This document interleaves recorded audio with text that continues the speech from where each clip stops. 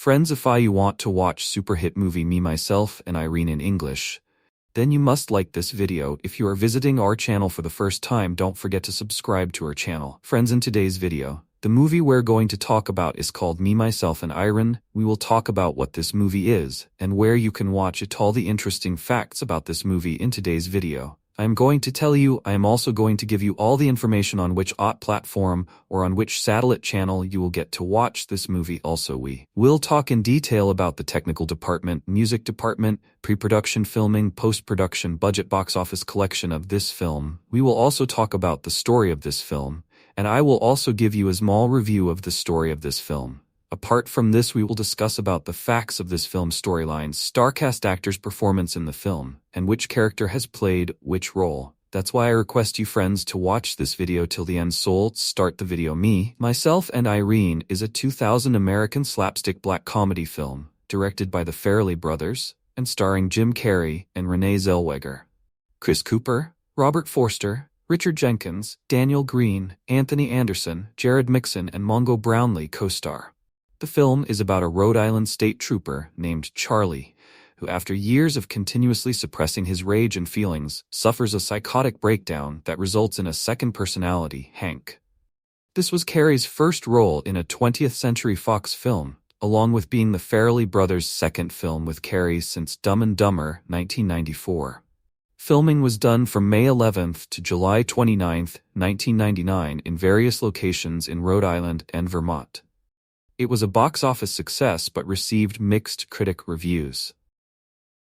Plot: meek, veteran Rhode Island state trooper Charlie Bailey Gates has been taken advantage of by those around him, including his wife Layla. Almost immediately after their wedding, she begins to cheat on Charlie with their wedding limo chauffeur, Shantae, a black dwarf with a genius-level IQ. Despite his friends warning him of Layla's infidelity, Charlie denies it, even after she gives birth to biracial triplets, Jamal, Lee Harvey, and Shantae Jr., who also appear to be geniuses. A few years later, Layla leaves with Shantae, abandoning the children with Charlie, who raises them as his own. While they love and respect Charlie, the rest of the town continually abuses him. After years of such treatment, he develops a split personality named Hank Evans to deal with confrontations Charlie avoids. Emerging whenever Charlie is under extreme stress, Hank is an over-the-top, rude, and violent persona reminiscent of characters played by Clint Eastwood. A psychiatrist prescribes medication to keep Hank suppressed. Believing Charlie needs a vacation, his commanding officer orders him to escort beautiful Irene Waters from Rhode Island to Messena, New York, where she reportedly committed a hit-and-run. Irene insists her mob-connected ex-boyfriend Dickie fabricated the accusation to keep her from revealing his illegal activities to the authorities. In Messena, Charlie turns over Irene to two EPA agents. A hitman with a contract on Irene kills one of the agents. She and Charlie flee, hastily leaving his medication behind, which causes Hank to emerge frequently. Charlie is unjustly blamed for the murder. FBI agents begin pursuing him and Irene, as do Boshane and Girk, two crooked police officers on Dickie's payroll. The chase becomes a media spectacle, alerting Charlie's sons to his predicament. Charlie and Irene return to Rhode Island, bonding along the way. Although Irene is taken by Charlie's personality, Hank worries her, as his aggressive personality and overestimation of his own toughness often gets them into trouble. Along the way, they pick up Whitey, an albino waiter who claims to have killed his entire family. While stopping at a motel, Hank convinces Irene to have sex with him by impersonating Charlie. When Charlie realizes what happened the next morning, he is incensed and begins fighting with Hank. They are almost ambushed by Boshane and Gerke, but Charlie's sons, having found them, steal a police helicopter and call in a false report, stating Charlie and Irene have been apprehended in the woods nearby. Charlie and Irene leave Whitey at the motel and board a train to Rhode Island. Dickie boards the same train, having been ordered by his police allies to get his hands dirty. He kidnaps Irene, and Charlie chases him, working together with Hank to save her. Hank balks when Dickie heads onto a bridge, but Charlie finally faces his fears, thus permanently nullifying Hank. As Charlie tries to disarm Dickie, Dickie shoots off Charlie's thumb. Whitey then throws a lawn dart at Dickie, hitting him from behind and killing him. Charlie and Irene fall from the bridge into the river below, where his sons arrive to rescue them.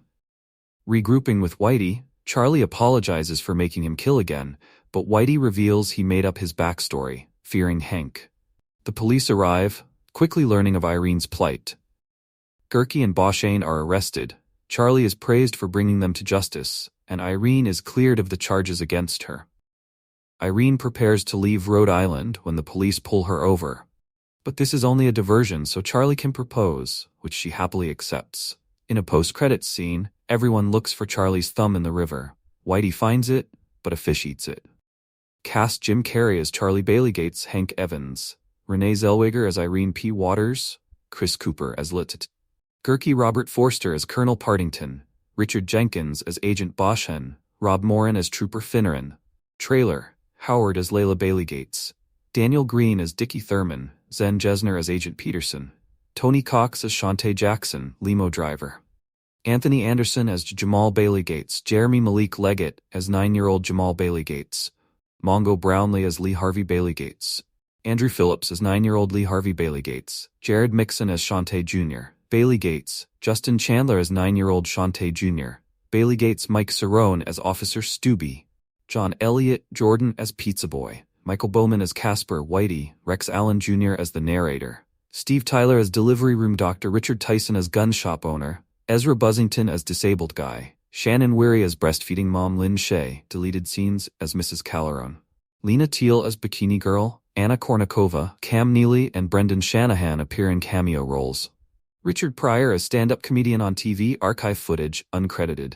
Chris Rock as stand-up comedian on TV, archive footage, uncredited. Music.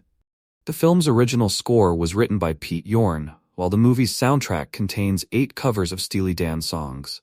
Steely Dan cover Motherfucker by The Dwarves, Fire Like This by Hard Knocks, Don't Say You Don't Remember by Beverly Bremmers, The Perpetrator by Hipster Daddy-O and the Hand Grenades, Love Me Cha-Cha by Jimmy Luxury, Hem of Your Garment by Cake, and Highway Patrol by Junior Brown were included in the movie, but not on the soundtrack. Pete Yorn's Just Another can also be heard in the background, during the scene where they discuss Hank's idea. Altamira's El Capitan can be heard in the background during the scene where Hank fights Charlie at the train station. Home Media, Me, Myself and Irene was released on VHS on January 9, 2001, and on DVD on January 23, 2001. It was later released on Blu-ray on February 5, 2008. Reception box office Me, Myself and Irene opened at number 1 on the weekend of June 23, 2000, ahead of Chicken Run, making $24.2 million in its opening weekend. The film earned $90,579.99 in the United States and a further $58,700 internationally, for a worldwide total of $149,270,999. Critical response review website Rotten Tomatoes gave Me, Myself and Irene a score of 48% based on 101 reviews and an average rating of 5.410, with the consensus that, while Jim Carrey's comedic skills earned some laughs, Me, Myself and Irene sports a tired, unsatisfying plot. Online review aggregator Metacritic states the film has a score of 49 out of a possible 100, based on 35 reviews, indicating mixed or average reviews. Audiences polled by CinemaScore gave the film an average grade of B- on an A+ to F scale. Carrey included the movie in his top 5 favorite movies of his own, coming in second behind The Cable Guy controversy. On June 9, 2000, the National Alliance on Mental Illness, NAMI, sent a letter to 20th Century Fox, arguing that the film contains an inaccurate portrayal of dissociative identity disorder. In the letter, NAMI Executive President Lawyer Flynn argued that Me, Myself and Irene perpetuates a myth that schizophrenia, a severe, biologically based brain disorder, is a split personality, and criticized how Fox was seeking to dismiss such concerns with claims that the film is only a comedy, stating that for millions of Americans, schizophrenia and other mental illnesses are no laughing matter. NAMI asked Fox to release public service announcements explaining real-life schizophrenia and DID, as well as Jim Carrey to explain the differences between schizophrenia and DID during interviews promoting the film. Me, Myself and Irene is a labored and sour comedy that rouses itself to create real humor, and then settles back glumly into an impenetrable plot and characters who keep repeating the same shtick, hoping maybe this time it will work. It stars Jim Carrey in a role that mires him in versions of the same gags, over and over.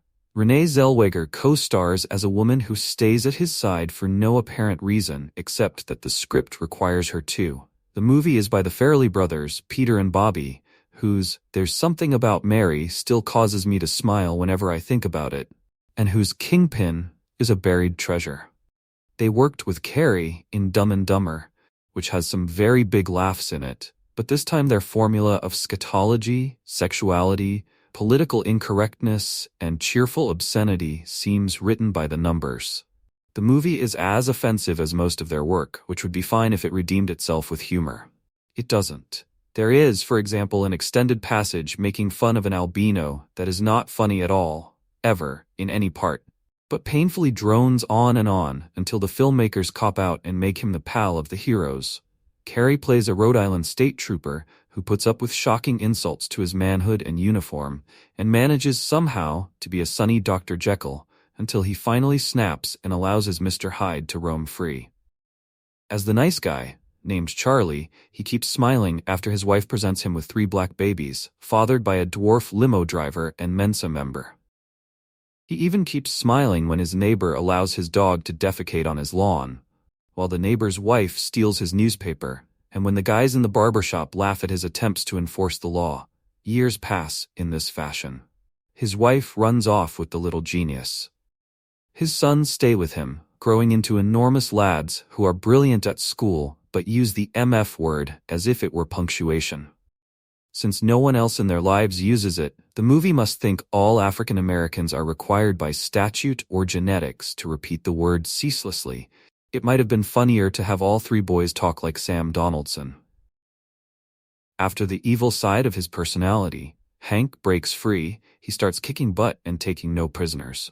Through twists unnecessary to describe, he hooks up with the perky, pretty Irene, Renée Zellweger, and they become fugitives from the law, pursued by the evil Lilton Gurkha, Chris Cooper, for reasons that have something to do with environmental scandals, country clubs, bribery, and cover-ups.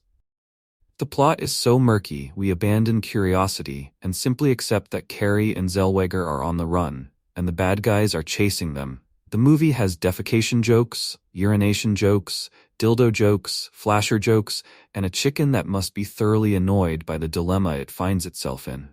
Not many of the jokes are very funny, and some seem plain desperate. I did laugh a lot during a sequence when Carrey tries to put a wounded cow out of its misery, but most of the time I sat quietly reflecting that the Farrelly brand of humor is a high-wire act. It involves great risks and is a triumph if they get to the other side, but ugly when they fall. Carrey has a plastic face and body and does remarkable things with his expressions. As Charlie, he's all toothy grins and friendliness. As Hank, his face twists into an evil scowl, and his voice is electronically lowered into a more menacing register. Problem is, although it's sort of funny to see Charlie reacting to the insulting ways people treat him, it is rarely funny to see him transform himself into Hank, who then takes revenge. Hank is not really a comic character, and it's a miscalculation to allow him to dominate most of the movie. Irene, the Zellweger character, has not been invented fresh with a specific comic purpose, but is simply a recycled version of the character she usually plays. Her job is to be loyal and sensible, lay down the law, pout, smile, and be shocked. It is a thankless task. She's like the on-screen representative of the audience. The Farrellys are gifted and have made me laugh as loudly as anyone since the golden age of Mel Brooks. They have scored before and will no doubt score again. This time they go for broke and get there. Note, the film is dedicated to the late Gene Siskel, whose enthusiasm for Kingpin came at a crucial time for the Farrellys, encouraging them to push ahead with There's Something About Mary. The comedy genre is one of the few strands of film that ages dreadfully. One little slip-up, cultural appropriation, or timely nod to a no longer relevant media personality, and you've nearly crushed the entire build-up of the film. Some are rather timeless, like Chuck Norris's brief cameo in Dodgeball, or Adam Sandler's little role in Dirty Work. Nothing kills the pace of a film quite like a comedy that feels very much a product of its time. It can't be all that bad though. Especially since Me, Myself, and Irene cements itself into the Jim Carrey is a zany fun lover brand of moviegoing. I couldn't imagine a worse time if I'd tried. Jim Carrey leads the way in what I assume is the closest we'll get to a biopic of his life. Narrated rather unconventionally and awfully by Rex Allen Jr., Me, Myself, and Irene follows the story of State Trooper Charlie Bailey Gates, Carrey, who finds himself coupled with a second personality in the form of Hank Evans. This schizophrenia leads to some inherently wacky fun times as the Bailey Gates-Evans tag team find themselves on a road trip with Irene P. Waters, Renée Zellweger. It's not all as it seems, of course, and the two soon find themselves on the run from corrupt cops, all the while dealing with Bailey Gates' split personality. What more can you really expect from Academy Award winner Peter Farrelly and brother Bobby Farrelly? They're not exactly craftsmen who can look back upon their filmography with pride, especially not after they crafted the eagerly futile Hall Pass. Me, Myself, and Irene is preposterous in both its situational comedy, its tone-deaf writing, and the complacency of its direction. There's no single scene that could suggest even a single aspect of unique spectacle or originality. Some of the situations Carrey and Zellweger find themselves in are quite funny, but the writing is never up to the challenge of bringing out the humor. So much more could have been done to provide even a couple more laughs. But it falls into the path of stringent mundanity far too often. There are times when the film sinks to almost B-movie levels of quality. Carrey slaps on a dreadful Eastwood impression from time to time and heaves us through some horrible dialogue. A great deal of the jokes that involve Carrey's slapstick ordeal have not stood the test of time. The whole era of 2000s comedy films grow ever weaker as I look back with hindsight. It's not the ones I feel nostalgic for that have grown poorly, though. It's the ones I never had the chance to see. Me, Myself, and Irene is dire entertainment, not a single major laugh to be had whatsoever. The early 2000s were quite frankly another world. Long before the doom and gloom of the coronavirus, social media, and high-speed internet. The year 2000 was full of hope for a new millennia. And even though it was quickly marred by the September 11, 2001 terror attacks, an embarrassingly incompetent Bush administration, and the financial crisis of 2008, I do think that decade was far more hopeful than the one that came after it. I was also a child during that time, so that also probably has something to do with that. As I recently watched Peter and Bobby Farrelly's Me, Myself, and Irene, a lowbrow Jim Carrey comedy from 2000, I couldn't help but get brought back to that time period. Especially with how fine everything seemed and generally would be for quite some time. The film follows Carrey as Rhode Island State Trooper Charlie Bailey Gates, who has developed a split, sillier, and more risky personality named Hank Evans after his wife, Layla, Traylor Howard, leaves him for the presumed true father of their kids, Shantae Jackson, Tony Cox, both of whom we never see after the first act of the film.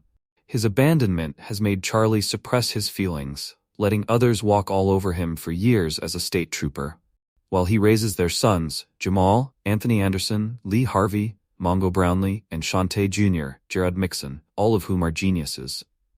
One day, Charlie gets pushed over the edge, allowing Hank to take over and cause havoc. He is sent to get evaluated, his split personality is discovered, and he is prescribed medication to keep him under control. Concurrently, Irene P. Waters, Renée Zellweger, arrives at the station, and Charlie is ordered to escort her to Massena, NY, to answer for hit-and-run charges. When it appears the charges are bogus, and that Irene is tied to a larger corruption plot and someone wants her dead, Charlie and Hank must do all that they can to keep her safe.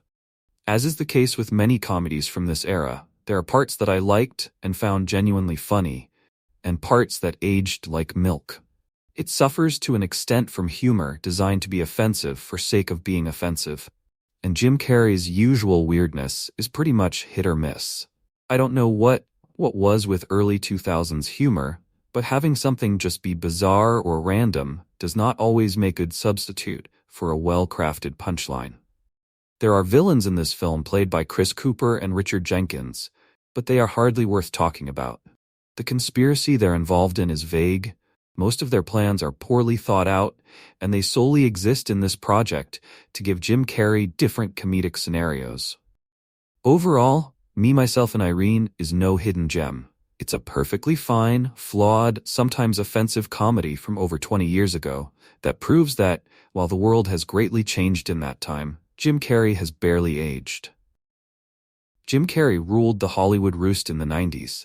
While he made some good movies afterwards, Carrey's popularity and box office appeal never reached the same heights they did during Bill Clinton's presidency. If I had to pinpoint a moment when the tide began to turn, it would be Me, Myself, and Irene. Many would point to The Cable Guy in 1996 as his first misstep, but I've always loved that movie and still think it's extremely underrated. Carrey's performance as Andy Kaufman in Man on the Moon was better than the film itself. Speaking as a child of the 90s, for whom Jim Carrey could no wrong after the 1994 triple whammy of Ace Ventura, Pet Detective, The Mask, and Dumb and Dumber, Me, Myself, and Irene was the first Carrey flick I didn't see in theaters. On paper, the film seems promising. Me, Myself, and Irene reunites Carrey with the Farrelly brothers, the same writing and directing team behind all-time comedy classic Dumb and Dumber. It has a high-concept premise that seems tailor-made for the star's rubber-faced mugging, while also allowing him to do some real acting. Carrey plays Rhode Island State Trooper Charlie Bailey Gates, who after years of suppressing his feelings of inner rage, develops a second personality, the violent, lecherous, and psychotic Hank. The film partners Carrey with a capable female lead in Renée Zellweger as titular love interest Irene Waters. It repeats aspects of the Dumb and Dumber formula, like a road trip plot and a soundtrack full of 90s rock, with the odd twist here that 8 of them are covers of Steely Dan songs. Unfortunately, most of it falls flat. While they have their moments, neither Charlie nor Hank are all that funny or interesting, which comes as a shock for a performer as talented at physical comedy and improvisation as Carrey. Hank especially feels like a miscalculation. Carrey adopts a grizzled Clint Eastwood-style whisper that feels like a parody of actors doing the Batman voice. The dull and by-the-numbers plot is given more focus than it needs.